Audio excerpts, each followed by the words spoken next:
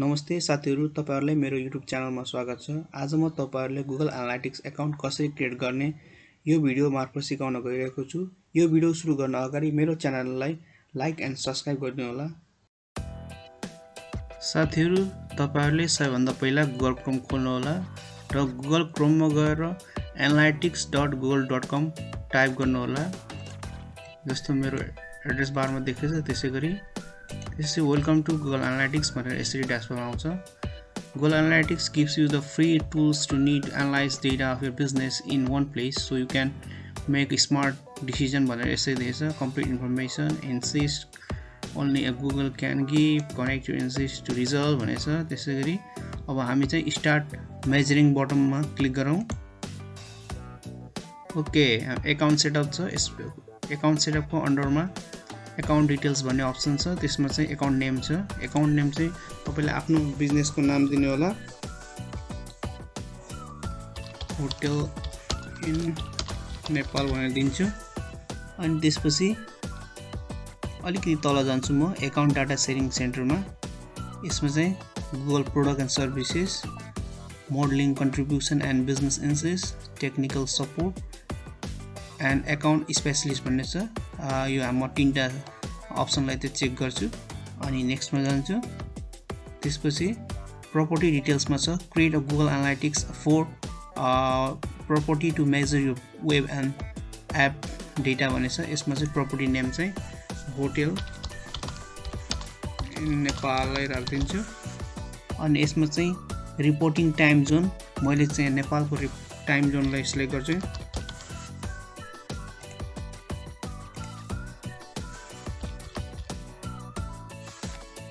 नेपालको time John select गरे।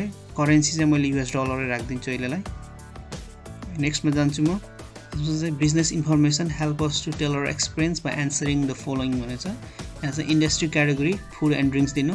Business size भनेछ तपाईको बिजनेस कत्रो छ अनि कति इम्प्लोइ छ त्यही आधारमा चाहिँ तपाईले यहाँ चेक गर्नु होला। मैले चाहिँ अहिले स्मलै सिलेक्ट गरेछु। अनि how do you intended to use a Google analytics with your business. Google एनालाइटिक्सलाई तपाईले कसरी युज गर्न चाहनुहुन्छ आफ्नो व्यापारमा भनेछ हैन, आफ्नो बिजनेसमा। त्यसैले अब जस्तै measuring customer engagement with your site और एप भनेछ, अप्टिमाइजिङ साइट एन्ड एक्सपिरियन्स भनेछ, and measure data cross the multiple devices प्लेटफर्मले सबै चेक गरिदिए हैन। तपाईलाई आफूले जे जे चाहिन्छ त्यो चाहिँ चेक गर्नु होला यसमा। अनि यसपछि चाहिँ युनाइटेड स्टेट भनेछ। Google analytics terms of service and agreement हामी चाहिँ नेपाल राखौँ किनभने हामी नेपालबाट हो। यसमा चाहिँ अनि यसमा चाहिँ एग्री गरिदिनु है चेक गरेर एसएफ। ओके, डाटा क्लियर भएको छ। तपाईले अब यो गुगल एनालाइटिक्स केमा युज गर्न खोज्नु भएको, वेबसाइटमा हो कि एन्ड्रोइड एपहरुमा हो कि आइओएसमा हो, यसरी आउँछ सेटअप यो डाटा स्ट्रिम भनेर। यसमा चाहिँ HTTPS अलरेडी छ। यसमा चाहिँ हजुरले www.hotelsinnepal.com भनेर चाहिँ आफ्नो बिजनेस URL दिनु होला, वेबसाइट URL। अनि साइटको चाहिँ होटल इन नेपाल त्यो हो हैन। यसरी चाहिँ अनि त्यसपछि इन्हान्स द मेजरमेन्ट भनेछ। क्रिएट अ स्ट्रिम गरिदिनु। Installation instruction install your Google tag भनेर यहाँ दिएको छ। यसमा चाहिँ install with a website builder or a CMS भनेछ। यदि तपाईको यहाँ तल भएको कुनै पनि प्लेटफर्महरु तपाईको वेबसाइटमा युज भएको छ भने यो चाहिँ हामीले कोडमा चाहिँ चेन्ज नगरिकिन यहाँबाट अटोमेटिकली स्क्यान गरेर चाहिँ यो वेबसाइट URL मा चाहिँ कनेक्ट गर्न मिल्छ।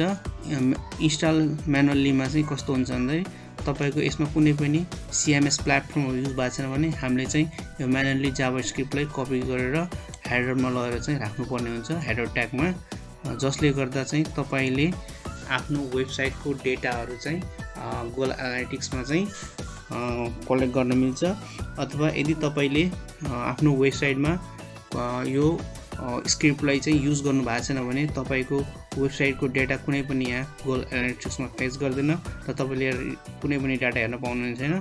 त्यसैले राम्रोसँग तपाईले विचार पुर्याएर आफ्नो यो स्क्रिप्टलाई चाहिँ कतै पनि मिस्टेक नगरिकन कपी पेस्ट गरिदिनु होला हेडर सेक्सनमा सो दैट तपाईहरुले त्यहाँको डाटाहरु सबै आफ्नो गुगल एनालिटिक्समा चाहिँ एकाउन्टमा चाहिँ कलेक्ट गरेर आफ्नो डाटाहरुलाई राम्रोसँग कति युजरहरु भिजिट भइरहेछन् डेली बेसिसमा मन्थली बेसिसमा सबै तपाईले चाहिँ त्यहाँ रिपोर्टहरु पाउनुहुनेछ यो राखेपछि तपाईले पेज वाइज पनि राख्न सक्नुहुन्छ अथवा सबै पेजको लागि पनि राख्न सक्नुहुनेछ त्यो चाहिँ तपाईमाथि डिपेन्ड गर्छ यसरी यो तरिकाले तपाईहरुले आफै गुगल एनालिटिक्स एकाउन्ट क्रिएट गर्न सक्नुहुनेछ र अर्को भिडियोमा म गुगल एनालिटिक्स कसरी डिलिट गर्ने तरिका सिकाउने छु यस्तै अन्य जानकारीहरुको लागि मेरो च्यानललाई सब्स्क्राइब गरिदिनु होला thanks for watching my video